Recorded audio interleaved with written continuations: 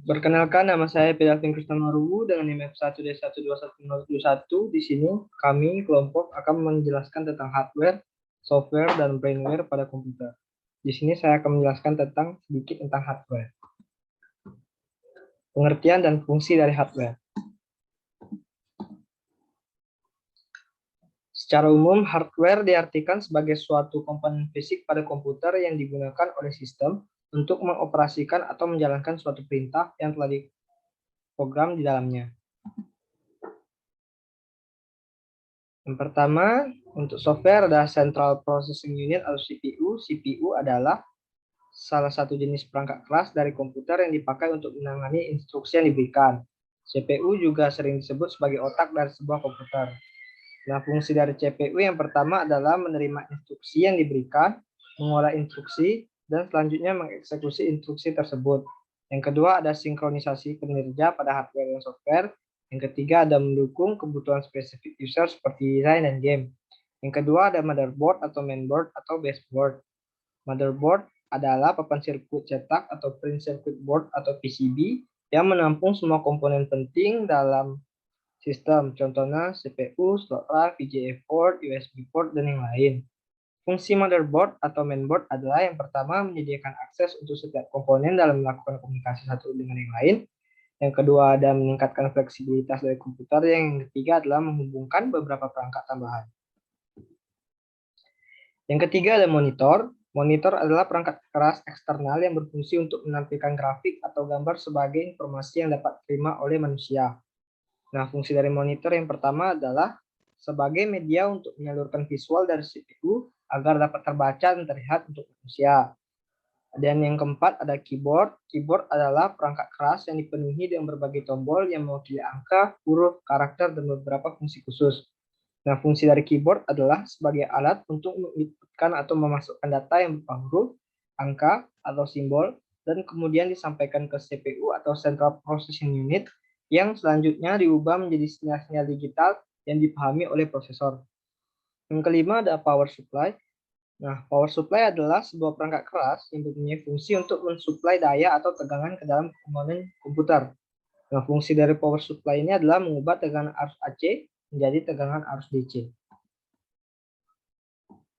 Yang keenam ada VGA card atau Virtual Graphic Array atau GPU.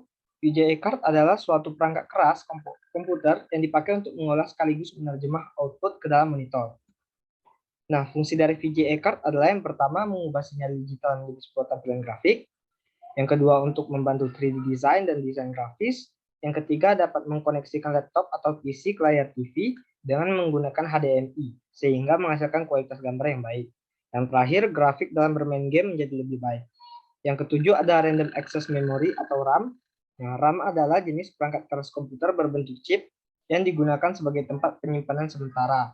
Sesuai namanya, RAM ini melakukan penyimpanan secara acak. Singkatnya, yang bisa diakses ketika komputer tersebut dinyalakan. Nah, fungsi RAM ini adalah menyimpan data dari instruksi oleh prosesor dengan catatan komputer masih dalam keadaan menyala. Yang kedelapan ada HDD atau hard disk drive, yaitu semua data yang ada dalam komputer baik dokumen, gambar, data sistem, OS, aplikasi akan tersedia dalam perangkat ini. Nah, fungsinya yang pertama adalah merupakan perangkat keras yang digunakan untuk menyimpan data pada komputer. Untuk pengertian dan fungsi software akan dilanjutkan oleh teman saya. Baik, saya di sini ingin melanjutkan presentasi dari teman saya mengenai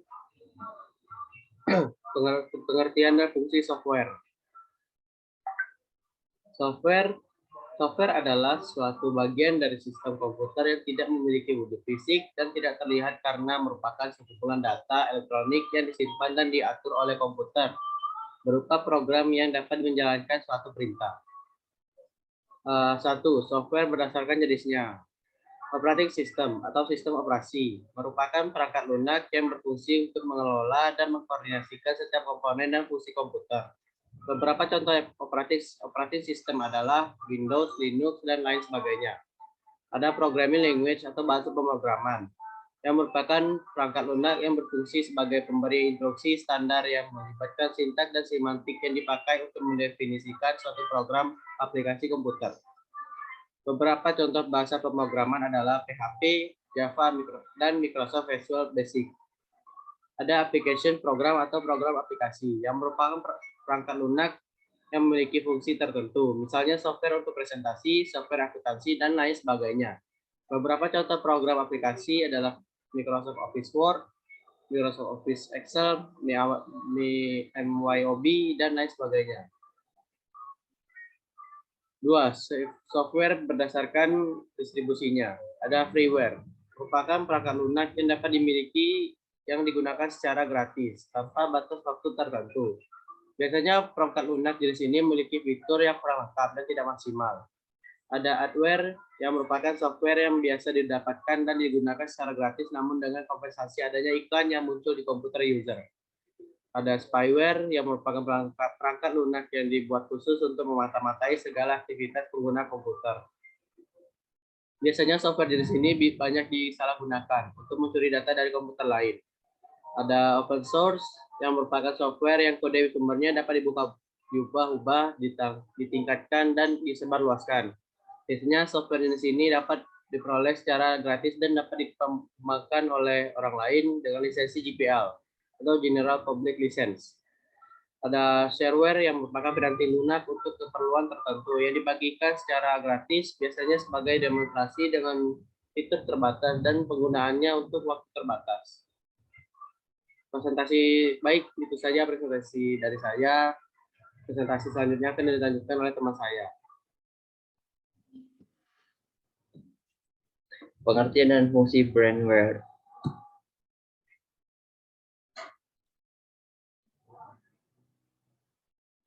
Brandware merupakan seorang manusia yang mampu menggunakan dan menjalankan perangkat lunak atau keras pada sebuah komputer.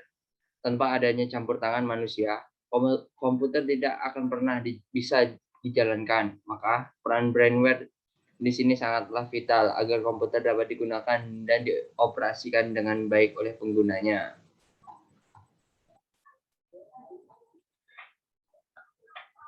Programmer, orang yang membuat program atau aplikasi yang digunakan dalam perangkat komputer. Operator, orang yang menjalankan sebuah program atau aplikasi yang digunakan dalam sebuah perangkat komputer sesuai petunjuk penggunaannya. Teknisi, orang yang menguasai dengan dan bertanggung jawab atas maintenance dan segala macam permasalahan yang ada dalam komputer. Trainer, orang yang tahu dan memahami segala pengetahuan dan ilmu tentang komputer dan mengajarkan pada orang lain. Desain grafis, orang yang mahir dalam membuat produk grafis melalui perangkat komputer. Kemudian akan dilanjutkan oleh teman saya.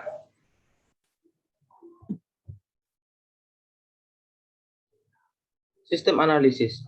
Orang yang bertugas untuk menganalisis produk berupa program aplikasi komputer untuk dipastikan performa dan hasil akhirnya.